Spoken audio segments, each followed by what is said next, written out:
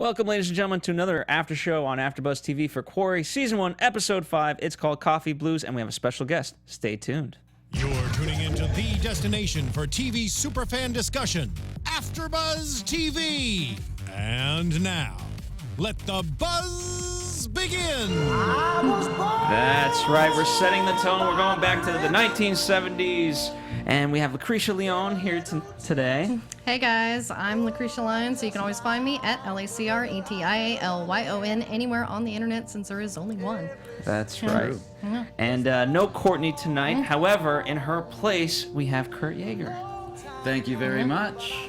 That's right. And if you live under a rock and have been watching the show, well, you of course are missing the fact that he plays Suggs on the show. Yes. Who isn't officially confirmed as dead. He could be alive. 7 shots, 1 to the skull at close range. May not be dead.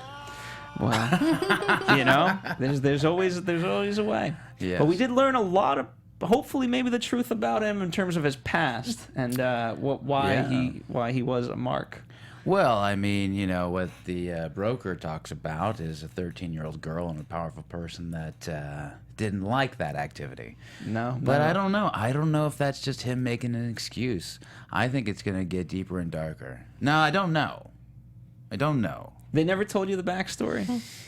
I try not to know things about the character, the world that the character doesn't know. Mm-hmm. Like, I mean, there's some things that I have to know, like, you know, stylization or pacing and things like that. But if it's too far removed from my character, like what the cops are doing, I don't want to know. Because I think that, like, bleeds into what I'm going to do. Got it. So I just want to know what my character should know. Or anything that I need to know for the show. So what did you need to know? What was kind of just bullet points of what they explained to you? Well, I needed to know, like, some background. I needed to know, like, did he serve or didn't he? You know, because that was a big contention point for me. Is like I wanted to show that character with a juxtaposition to strength, but I also wanted to give him heart. So I had to figure out, okay, you know, character building. How did this guy turn into a contract killer? Like, how? Okay, what would happen in your life to turn you into a contract killer? And like that, I had to start like going back, because I mean, okay, 13-year-old girls, contract killer, probably burns kittens, you know what I mean? Like does everything you can horribly do. I'm like, so as an actor, you can't come at it and say, hey, I'm gonna play this badass guy and he's a total piece of shit, and I'm a piece of like, no one thinks they're a piece of shit from their own perspective. Like, everyone thinks that's what people need to realize. Yeah. Because I don't think people do. No, people don't. They're like, no, I'm right. I mean, of course I'm right. I cut you off. So what? I need to go that way. What do you want me to do? And, like, not cut me off. It would be great. But, like, so this guy, like, I needed him to be, like, the character you wanted to die and needed to die and everything else. But at the same time, not just be nasty so you hated him. Like, you hated him, but you were like, there's something, he's looking, he's not just killing, like he needs answers, he needs this, and just rhythm and pacing, I think, would make the character almost like a little more like sympathetic, you know? Yeah, and what I like is, you know, I've talked to a lot of TV writers, you know, having this opportunity here at AFTERBUZZ TV, and as they say, and this really makes sense to me now, is that everyone is the hero of their own story. So for you, like, you felt that Suggs was a hero, right? Yeah, I mean, look, like, when they're in, Joni and Suggs are in the cabin, you know, and she says to him, you know, oh, you know, you were there at his death, at what's the character's name? Yes. Arthur. Arthur, thank you. Yes, thank you. At Arthur's death, you know, and, oh, you killed him too, you know, and I'm like, no, that was my friend that your husband killed. You know what I mean? And that guy was legitimately my friend. So now, like, you've killed my friend. Like, this is now, we're not even yet. Your friend got killed trying to kill me, who then got killed by you. So I still got a death to avenge. Yeah, absolutely. So, you know what I mean? Like, at least you have that kind of a thing. So Suggs is a character that, you know, you can root for in the worst possible ways, I think, you know? Yeah, and by the way, I promise we will also talk about this episode, and then towards the end, we'll obviously talk more with Kurt, just more, just in general stuff as well. But you know, I do want to spend some time just kind of recapping, you know, what has happened, because those scenes with Jodie, who plays Joni. I mean, how fun was that to play? Because even beyond that, you're also trying to tell her the truth about who Mac really is, and she has no idea. Yeah. And you think like you're delivering, I don't know, God's work or something like that. I don't know. Yeah, I mean that scene was really, really awesome because it's just, it's my character doing 90% of the conversation, and so you're like finding those moments, but just what he's saying. If you noticed, the only time he lies is about himself. And he's like, I lost this and blah, blah, blah. It was diabetes. You know what I mean? Like, so he's maybe too vulnerable, not. But the only time he doesn't lie is when he's talking about Mac, when he's talking about the situation and what he needs. So he's not lying. So, like, I took it to be that he's not a liar. Like, I mean, he's like, no, I don't lie. I kill, rape, and pillage, but I don't lie. He's got a line. It's just a different line. Yeah, it's just way the hell over there. It's a whole set of different conduct, yeah. And then the fight scene, right? I mean, that was all one take. Like if it was a big long. I got kicked in the face by not Jodie, by Joni, the actress. Like cut me open, and then like we did one fall into the couch where she didn't get her hands up in time, and like her face smashed into my face, and I felt like a crunch, and I was like, I mean, I saw stars a little bit, and then like I was like, "There's no way you're okay," and she was like, "I'm okay," and like she had bruises, I had bruises, rug burn, because we were going at it. I mean, you try and do it gently, but you're still like. How long did that take to choreograph, and how long ultimately to film? We choreographed that a day early, and then for probably 6 hours, and then on the day we actually went through the pacing of it for another 2 hours to get even there, because it's like, okay, if I fall back here, oh wait, there's a screen, we got to move the screen over a little or I'll break that. So can we put something soft right here maybe so I can fly back into it, And then, okay, we go that way. Okay, there's a real knife there. Let's move that over a little, and like you just start like trying to piece everything. And even with that, there were some times where we smashed into stuff and, had stuff busted open on our bodies. And but so it was 2 days of filming, or 2 days of work, and probably 20, 23, or 24 takes. And that's a, minute and a half scene? It's a very brutal scene. Yeah. I mean, everyone's like, God, that's such an awesome scene, but it took its toll. I mean, it really did, I mean, I can't imagine, I mean, we've talked about this, Lacretia, many times, the violence and how graphic it is and how it's filmed in such a way, now with action scenes, they're so fast-paced. This is just so brutal. Yeah. Well, and I think that, lends itself, because it feels like theater a little bit. You're able to like live in that character for a longer thing instead of like action, hit, okay, cut, let's move the camera, do over here, now do, and it's like this, we had to time everything. Like when I smash her in the face, like the camera had to be in the spot. So I think Bud was filming that scene, Kremp, and he's one of the camera guys. He was as much of a character in the room as we were. So if he was in the wrong spot and we did the right stuff, take didn't work. If something got moved and wasn't replaced correctly. But the way that it shot, I mean, even Greg Yutanis was talking about it, they wanted it to feel like the 70s, so they did a lot of research in the way it was shot in the 70s and how it felt like then. I mean, you have these long shots that gives you like a sense of like voyeuristic, like you're like leaning in because the camera's too far away. You're like, what's he saying? Yeah, he's talking to her. Why is he flirting with her? And like you just get this sense where it like draws you in, and the unbroken takes like that, I think, make people believe it more.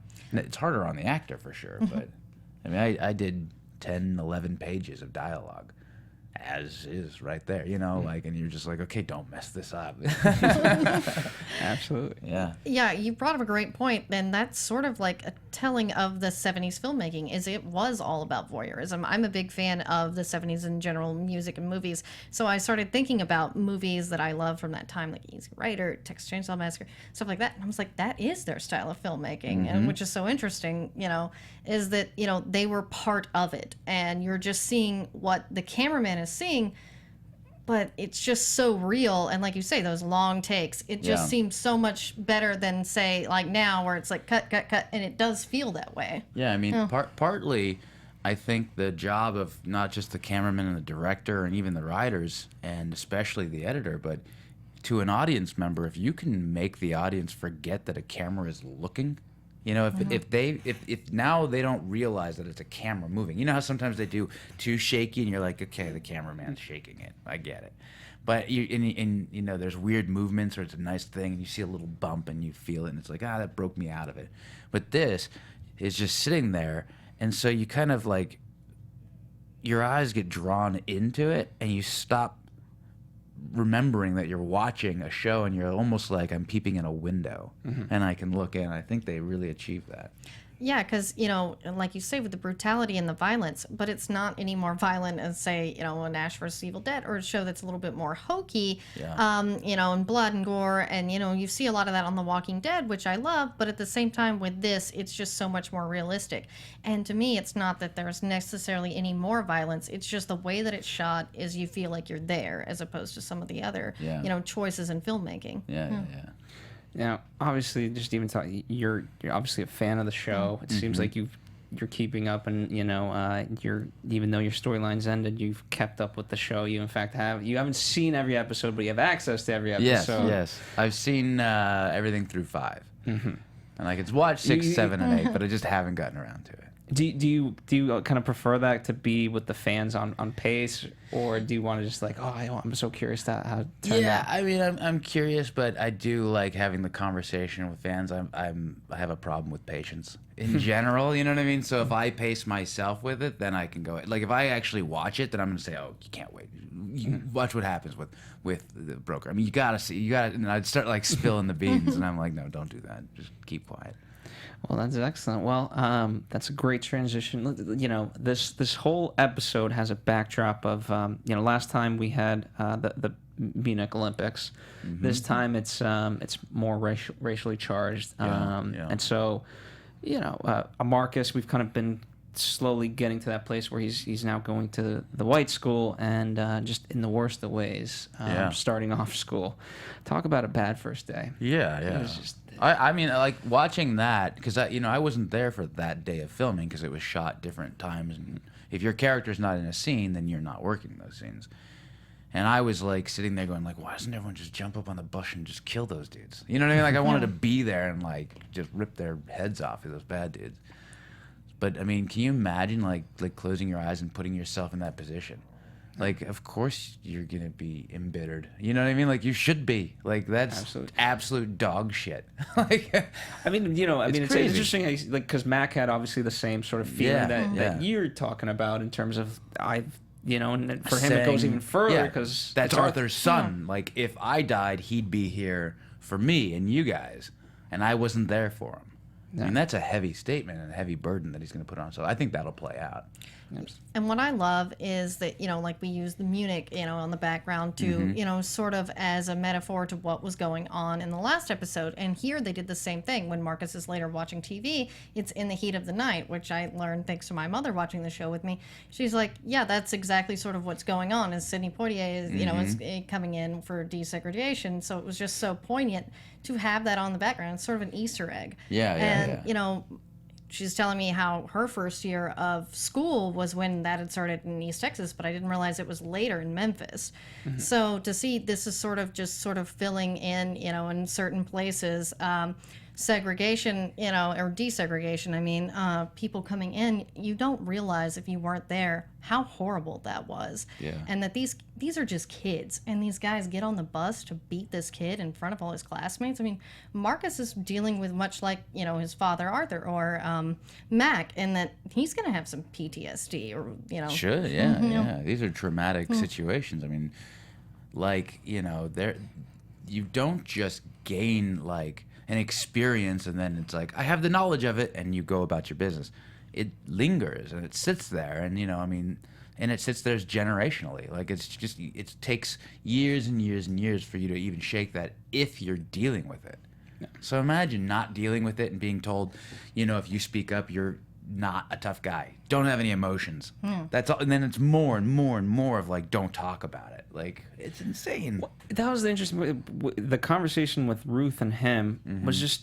It almost switched. It was very weird because she was trying to get him to talk about it, and then at first he wasn't open, but then he opened up everything on her and accused her of many things. Obviously, like that she doesn't know what's going on. She doesn't know what went on with Arthur, and obviously very powerful. It's for a son to say that to a mother. Yeah.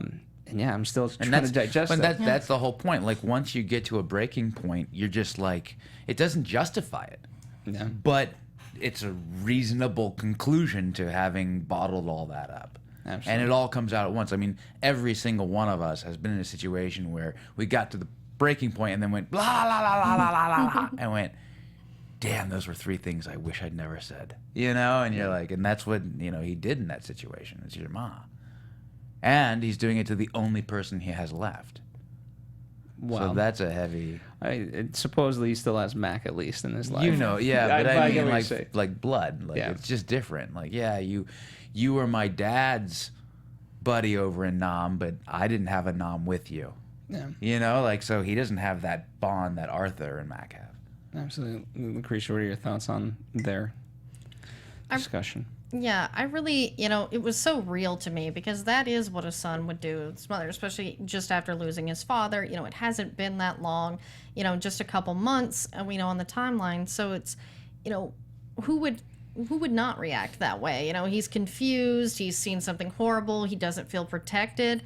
And, this guy, Mac, is supposedly supposed to protect him. He wasn't there. He has those feelings. But it's still like, who does Marcus really turn to?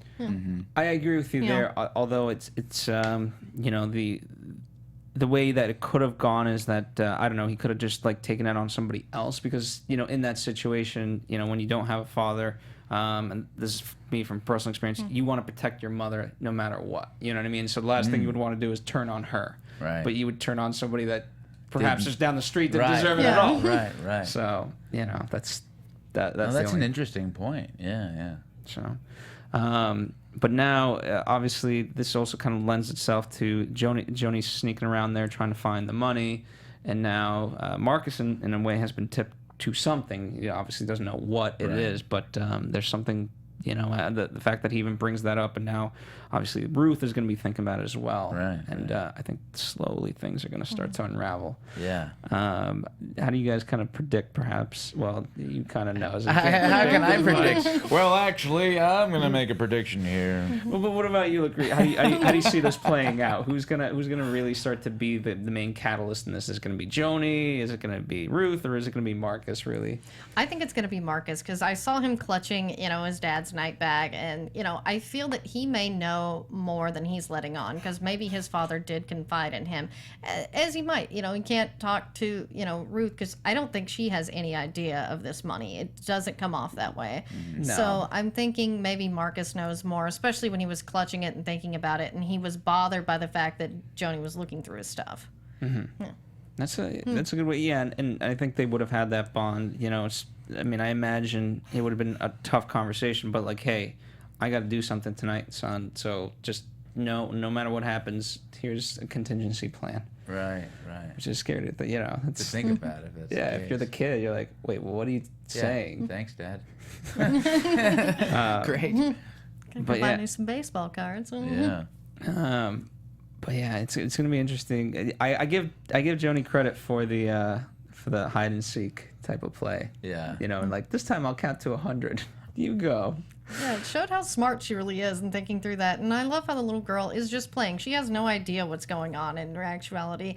And it's good to see that side. Is this is just a little girl having fun. She has no idea that schools are being desegregated, that, what happened with Marcus. I mean, conceptually she may, know that it happened, but she doesn't see these things. And it's always good to have that little bit of an ingenuity or innocence of a child there.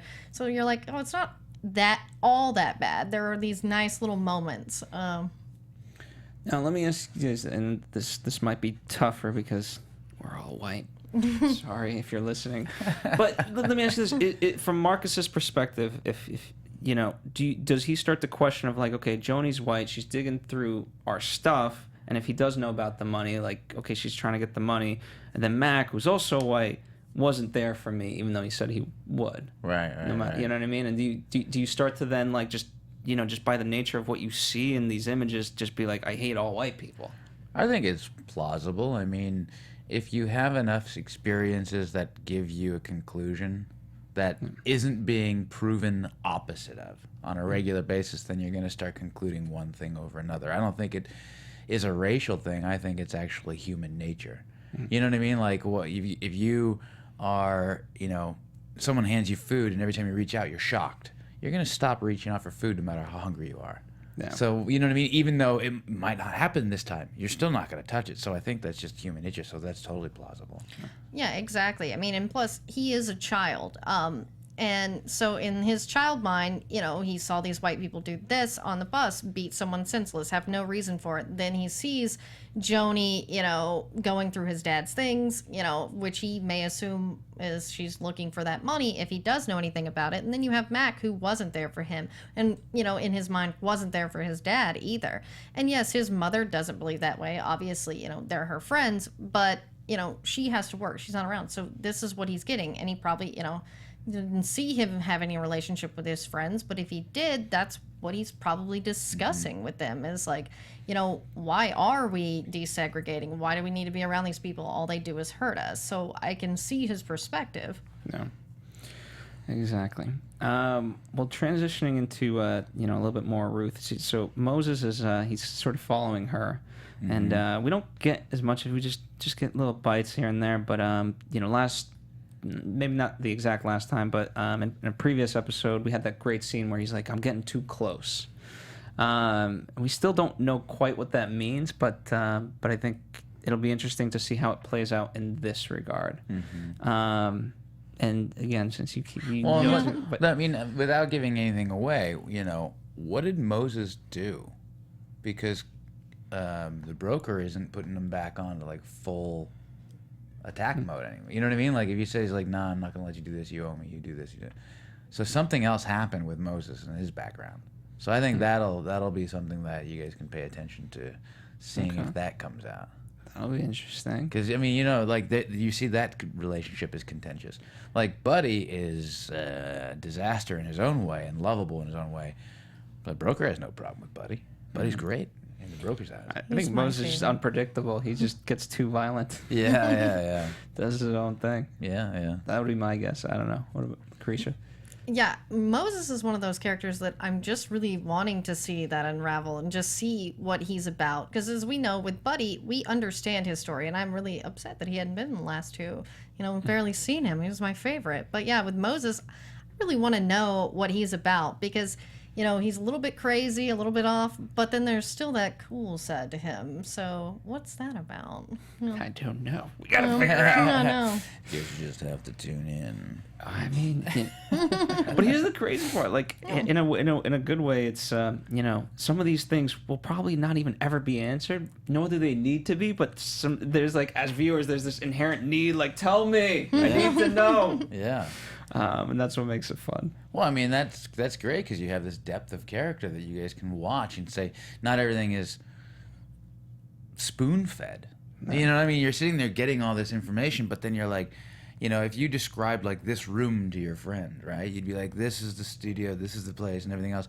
And there'd be 20 things that you look at every time you're in here that you forgot to mention. That is also a part of your experience. So, if that's not answered, it still needed to be there. Yeah, to give the full measure of the character. That's a good perspective. Yeah, That's a good way to articulate that. I've been working on my wisdom. Let's talk about Mac's father. We haven't seen too much of him either, but he seems like a dick. He is a dick. I mean, like, what a... I mean, to be fair, like $4,000 regardless is, it's tough for me to fully translate to what it is today. But it's gonna be like $4,000's probably maybe like, let's just say it's 40 G's. But even, you know what I mean? Like, if I came to my dad and I was like in trouble, like he gave me $40,000. But now he'd have to sell some stuff. My dad wasn't rich by any stretch of the imagination, but. But would your dad start off like, are you in gambling trouble? No, my dad would go, what did you do now? Okay, so same kind of reaction overall. Yeah, Kurt. my dad would be like, "What are you smoking? You know I don't have any money." My pops would have been like, Yeah. I was a rough kid. Dude, I mean, is this? And by the way, I've always said I've loved the name Quarry because of the way they introduced it in episode 1. I mean, is the father? I want to see more there, and ideally even more through flashbacks, because obviously that's what's hauled him out. He never had a parental figure, Right. it seems, and even now, it's just the fact that, you know, in that desperation when he is reaching out and he's not. I mean, helping. and then you get like a note on your door, and what's in there? $100. Like, you're like this 3,900 short. I mean, that's a big short. Is it the thought that counts in that situation? Like, how do we justify this? Well, and to me, the note is just like, I hope this helps. It almost just seemed like a dick move. Yeah. Like, well, here's something, just Yeah. so you don't think I'm a dick. It's but, almost like, you know, like, what do they say when you have really horrible service as in a restaurant? You're supposed to leave a single penny. Is that- It's because you're saying, I didn't leave you a tip, not I didn't forget. You know, like, you leave a penny. I mean, that was when cashier would do that. Like, Got it. I would take it more from the, you know, if then Mac ever came back and like, hey, you never gave me money. I gave you I that gave you 100. money. Can't say I didn't give you money. Yeah, that's true. He's a dick. Okay, we all agree that he's just a dick. Definitely a dick. Maybe someone will shoot him. Maybe. Can you imagine when that comes in? Like, here's your file. Yeah. Oh, with pleasure. All right. It's like, all right, I'll get my dad. Oh, sweet. I get a new house. I inherit a house. So the biggest thing of well, actually, even before we get to the broker, really, I do want to talk, because last time we left the episode, you know, Joni reaches out, and that's that beautiful shot, and we were questioning how many takes that took. Right. So if you know the answer, jump in. I don't know the answer. No, we can ask. Let's see. So give me the exact question, and I'll ask Greg Utanis if he's around. Episode 4. Okay. The ending. The ending shot. Yeah. The ending shot of episode 4. How many takes it took? Episode.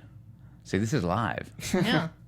So we'll get back to you with that answer, hopefully, viewers and listeners. But in the you know, so that's kind of where we left off, and so now we come back in with them having sex, which is now basically the rekindling of their love.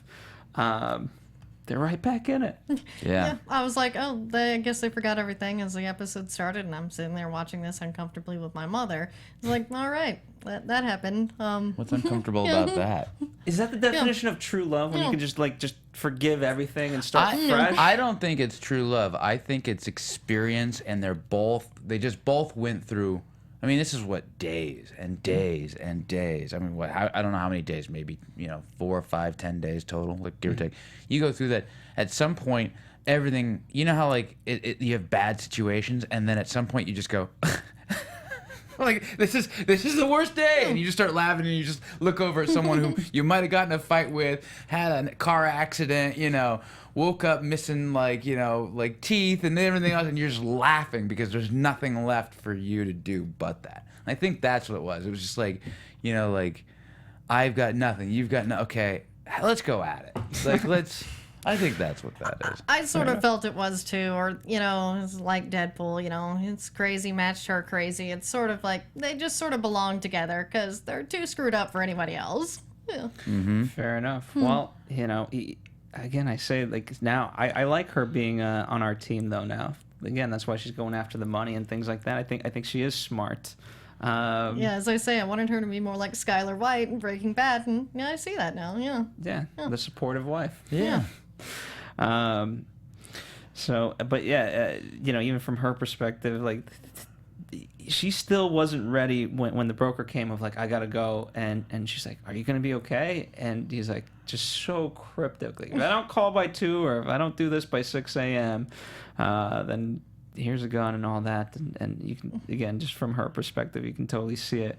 But we go on this crazy adventure, and it's becoming more of a, for lack of a better term, mindfuck, because what's real and what's not. What's his PTSD and what's actually happening. Right. I don't know where the truth lies. Yeah. I mean, that's gonna be interesting. I know, and that is sort of the thing, is I like how they're fucking with you. Let's just say it again. And yeah, I actually really liked the broker taking him off, and he's like, this is fun, man. You know, that's what this is called. Like, taking him to poker. He's really sort of bonding with him. And I feel that the reason Mac, you know, likes this is because of that lack of a father figure in his life, and the broker is sort of becoming a weird father figure to him. You know, defending him, you know, saying, you know, you should really honor this guy. You know, he fought for our country and, you know, fought for you to be an asshole and all these things. So I thought, if that really happened, that was great. But well, is it more of like the broker's just kind of getting him more and more on his side, so that way when like the whatever, let's just say like the big thing, that when it comes down to that, Mac's gonna be on his side no matter what. Yeah, I think that's his whole thing, and I do love the transition of Max sort of wanting to be there, because I feel that he's further and further getting, you know, not just enjoying his time with the broker, but sort of losing his soul in this. So, you know, just like with the coffee scene, I thought that was so poignant, yeah? Trying something new. Yeah. Which, by the way, is the weirdest thing. Butter and... I actually want to try that now. Why? What good does it do? Well, you know, you put creamer in there, and creamer is milk-based, right? To be fair, I hate coffee. I don't drink coffee at all. Milk is cow-based, bovine-based, so is butter. It's just a different form of that goodness. Yeah, I can see it, and I've seen people do it, but I'm like... You've seen people do it? Yeah, really? You know... Oh, in the South? Yeah. Yeah, in the South. There you go. Yeah, we put butter on everything, but yeah, I don't put anything in coffee. I bet you it's like that cream or milk, you know, spoils faster in the hot South, and if you have butter you can just leave out. Yeah. So you can just be, let's do that instead. I guess that explains buttery, you know. You know, but I do think the broker, he's obviously a smart guy, and so he knows that. I mean, the fact that last week we learned the whole reason why Mac did leave the second time for the war is because he felt a kinship with the people that he was there with. You know, the broker's playing to that, obviously, is that let's form a kinship, and that, you know, you won't want to break it, even for your wife. Yeah. That's a powerful bond, by the way. Yeah. That's insanely powerful. I mean, that's the thing, is like when you go through stuff with certain people, there's nothing that will ever happen in your life later on that anyone else can do will ever break you guys apart. Whatever that is. You know what I mean? Like, I've got a very old friend that we've just been through so many things together that if someone messes with that person, it's going to be a very bad day for them. Yeah. Like, it's just not, you know what I mean? And like, someone's like, oh, she said that or he said that about that, but you know, no, didn't happen. Like, I'll go ask that person and see. And it's just like, but there's like a few people in that, and that only comes with time, you know, and heightened experiences. So many people want to play it safe in life, and they don't ever do anything super dangerous, so they never get that depth of bond because there was nothing worth risking. So it's like you have to do really stupid, risky things with other people. And that's why drinking forms are some of the greatest. Yeah. I mean, and there's times, though, that you're like, okay, you're never going to say anything about what just happened, right? No, because then I'm implicated just as much as you are. All right. And then so for now on, anytime anything ever happens kind of like that, we both go, oh yeah, oh yeah, and you just know, you know. Yeah. Yeah. No wonder me and my brother are so close. We did all sorts of weird crap together. Yeah. Absolutely. Well, I mean, you know, and think about it this way: the fact that at first, I think, and correct me if you guys think differently, Mac's kind of really bothered that they're you know, at a slave plantation, because you know that is an implication to Arthur, and then I think he kind of not opens up to it. I don't know the right term or whatever, but I think then he becomes okay with it. Obviously, hence why he puts the butter in the coffee. Right. He's open to new experiences, new friends, rather than just sticking with Arthur. Right. You know. I mean, it could be so many things in that situation because there was a lot going on. It could be that he's like, okay, this is what they can grab now. Mm-hmm. So, okay, it's better than nothing. Or it could be that what the broker was saying was somehow or another making sense to Mac. You know, and he's starting to go, okay, I kind of see what you're saying. I don't agree 100%, but these three things I like. And then right before, you know, he went into the house, the broker gave him like a little less money that he owes, you know, by, I forgot what he said specifically, but it was like, oh, and that's another $1,000. Nah. And he's like, We so like I could that. just hang out and gamble. Money would just come out. I would like that a lot. It's a good day at the office. Absolutely. Lacretia, what are your theories on the broker? To me, I feel that the broker does like Mac in a certain way. I do believe he is using him completely. You know, the whole thing with Cliff, he's trying to reel him in, but there is this level of respect that you do see from him. And I feel that is the reason he picks these, you know, fallen soldiers. And, you know, because they have no choice, you know, because they need to take care of their family and these things. But he also has this respect. That's why I wonder what the broker's background is. Was he in World War II or something like that? Because he has I think this he's the need, literal yeah. devil. Yeah. That's what I would. I don't know. That's on my other show, Lucifer. You know, obviously, as we talked about, no one thinks they're ultimately bad, but I don't know. I think he's the devil. I think he's just providing a service. That's all Aren't we he's. all? I mean, that's what he. You know, that's his perspective. He's like, look, there's people who want things done, and the people that I allow that to happen with deserve to die. No. I mean, if you think of it that way, I mean, that's how I got into the character. You know, it's like, how do you get there and realize it? You have to like back way up and figure out how you got into that perspective, and then go, okay, this is how I could have gotten into that situation and been a contract killer. Well, did you? Okay, so kind of moving away from the actual episode and now more into you. Did you guys talk? Kind of together about how you guys would approach these characters, or was it all individual? It's individual work as an actor, and then talking with the director and the writers, and you know, and even Max Allan Collins, who wrote the books. So like talking with them and figuring out. Like I read, you know, all of his books. But the second I got cast, I was like, great. Went online, bought all the books, read them all. That's a lot. Yeah. That's like 15 books, right? Yeah. That's a lot of them. So it's Pulp Fiction, so they're easy reads. I mean, 8th grade, 9th grade reading level. I mean, you know what I mean? Like, they're just poppy and fun, and you just go, brrr, you just burn through them. You can burn through 30, 50 pages in an hour and a half. That's good, because Yeah. usually I can only take a comic book or a graphic novel. So I'm Yeah. like, oh, there's a no, little bit more. I'm actually reading Shakespeare out loud right now just to get more, like, cognitive, instantaneous, like, recall with hard words and cadence and everything else. But anyways, what the hell were we talking about? Also, it must be nice because, you know, unlike with most TV shows, you know, you've been talking about Greg, like, he's directing all the episodes, right?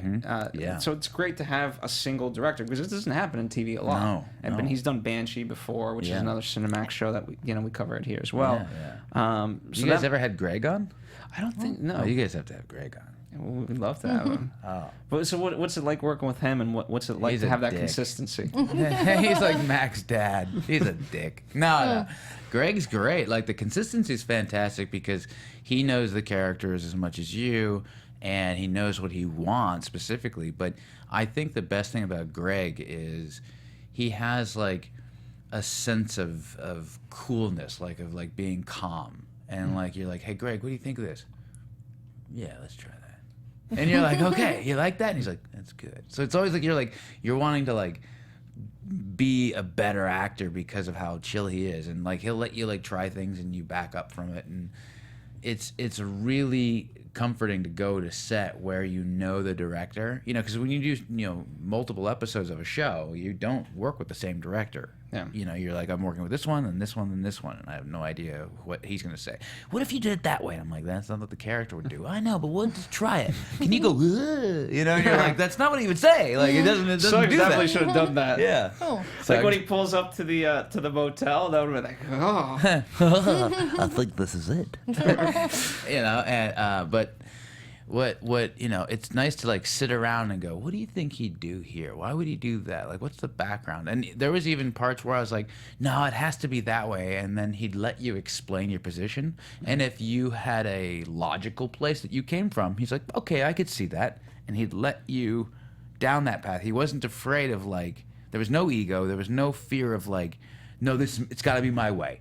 No. You know, and like it clearly was his way, like the way it was shot, the way it's been done, but there was no ego in it. It was one of the coolest sets I'd ever worked on, and You know, and I've worked on a lot of sets. Like, if we had this conversation about other sets, I'm not going to be the guy that goes like, "They're all wonderful." Like, it's, you know, you hear that all over the place. But everyone was cool, and like we had to crossboard it, which means we shot out of order. So not just an episode out of order. I mean, we're shooting episode 4, and then episode 8, and then episode 3, and then episode 2 in 1 week. So all over the place. And you know, I spent what 3.5 months in New Orleans.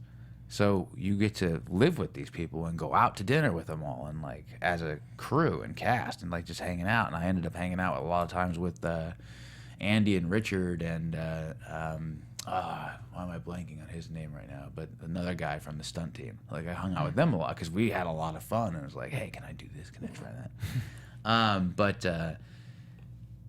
With Greg, I think it was just like this ease, which made the whole set at ease. Like, you know, it's the captain of a ship.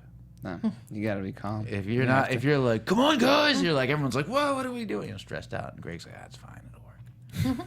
So it did work, yeah. Yeah, and Greg is so amazing. I love his work on House and Lost. Like, pretty much every show I've ever watched, he directed at least some episodes. But speaking of other people you've worked with that might not have been so, you know, cool and laid back, but still an awesome, you know, director, writer, Kurt Sutter. What was it like working with him? Let's just get into SOA. Kurt's like this, like, no nonsense like, guy.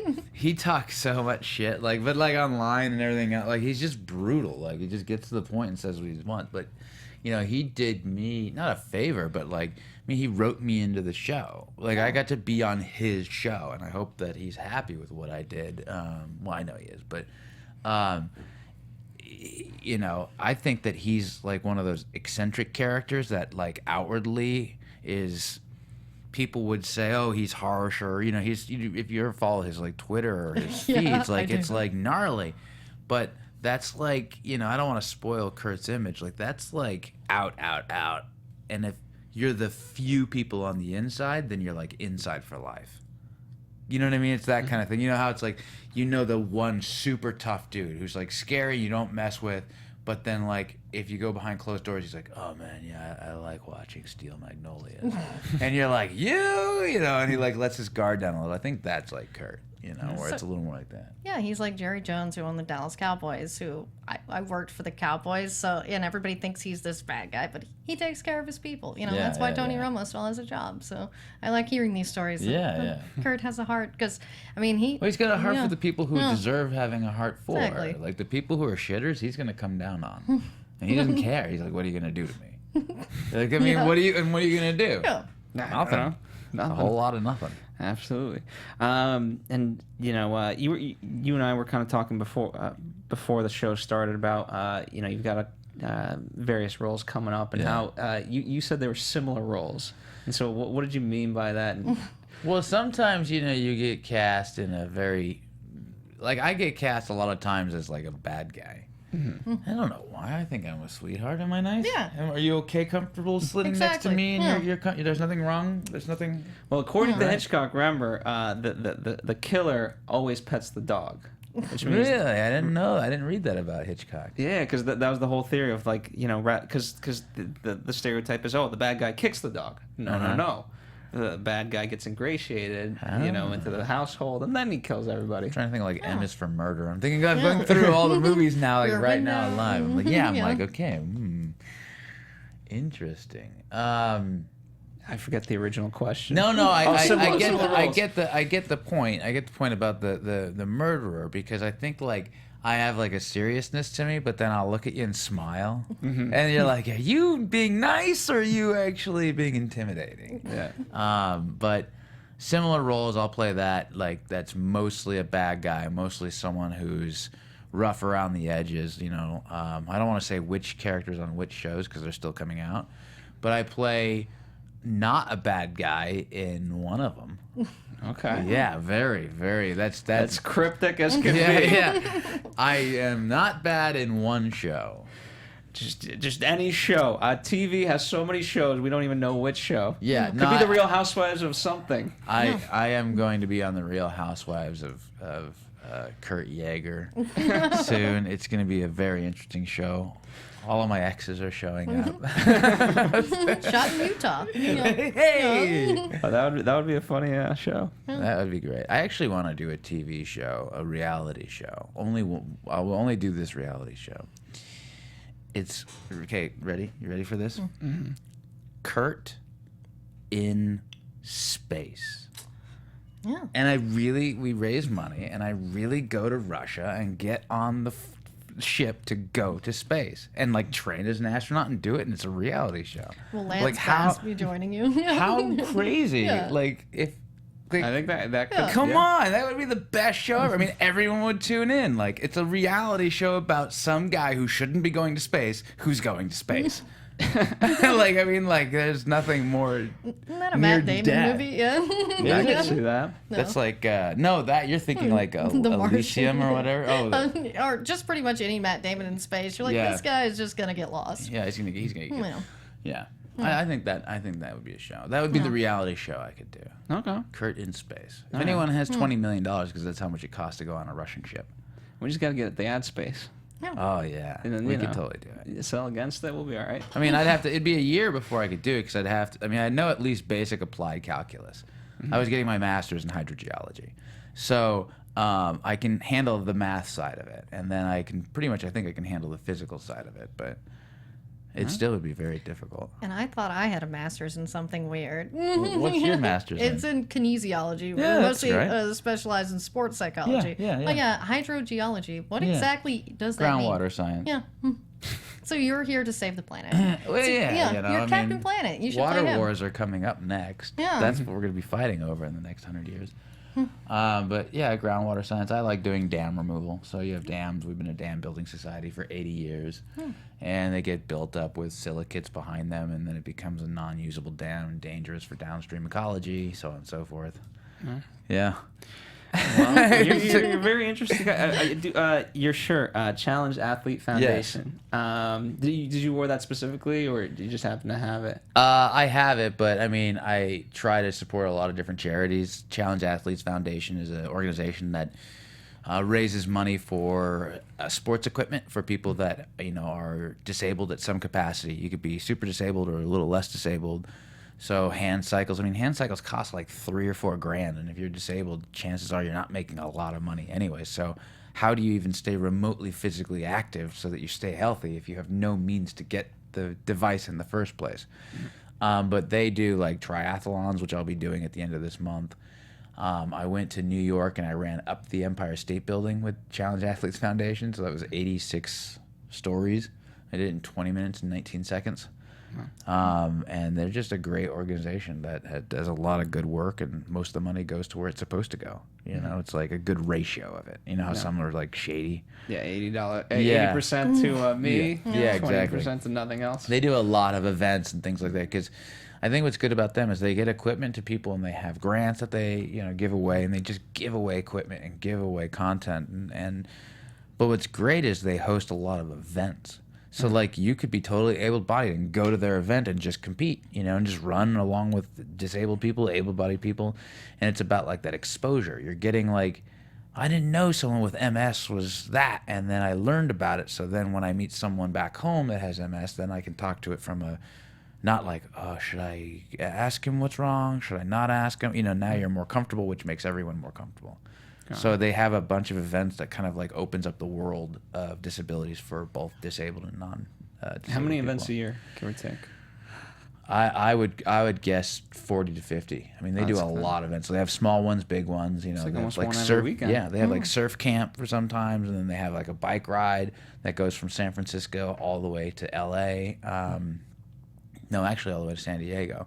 Then they have a triathlon in San Diego. Then they have like Tough Mudder type ones, in other states, and then they have like the Empire State Building run, and then they do a lot of events. That's Yeah. Really, really cool. Lacretia, any questions from you about the organization or anything else? I was trying to think. I guess we'd just like to know more about what exactly is their website so we can go check that out. I think it's challengeathletesfoundation.org. Okay, cool. Easy and Yeah. simple. All right. That's the great thing. Easy. You just Google Yeah. it and something Yeah. will come It'll up. come up. Yeah. Yeah, Google. That's the answer. You just Google it. Yeah. That's right. Yeah. Well, we do have to start wrapping up, unfortunately. What kind of rap are we gonna do? You know what? Zach's gonna pick something. I don't know what rap existed in 1970, unfortunately, so I can't pick out something. I don't think rap. Where did rap actually originate? New York. I think So if it was New York, then it had to be late 70s. Yeah, Like so we're not there yet. 79. But it's been an absolute pleasure having you, and hopefully you can also get us Greg. That would be fantastic. Yeah, that'd be cool. That would be cool. And hopefully there's some stuff off air that we're talking about that that I think would be fun. Yeah, you know, yeah. and hopefully we'll make that happen. I would love it. That'd be fantastic.